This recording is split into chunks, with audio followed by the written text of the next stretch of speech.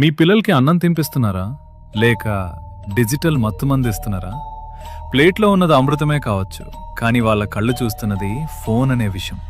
ఆ స్క్రీన్ వెలుగులో వాళ్ళ అన్నం తినడం లేదు మావా, ఒక హిప్నటైజ్ చేయబడిన రోబోలా యాంత్రికంగా నోరు తెరుస్తున్నారు.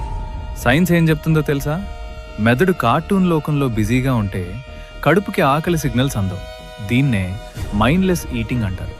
వాళ్ళు ఏం తింటున్నారో వాళ్ళకే తెలీదు. దీనివల్ల భవిష్యత్తులో ఒబేసిటీ, డయాబెటిస్ మరియు జీర్ణ సమస్యలు వాళ్ళ శరీరాన్ని తినేస్తాయి.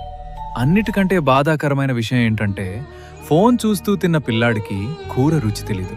అన్నిటికంటే ముఖ్యంగా అమ్మ చేతి స్పర్శ కూడా తెలీదు. మీరు వాళ్ళను మనుషులుగా పెంచట్లేదు, భావోద్వేగాలు లేని జోంబీలుగా మారుస్తున్నారు. ఆ స్క్రీన్ మీ బిడ్డను మీ నుంచి దూరం చేస్తోంది.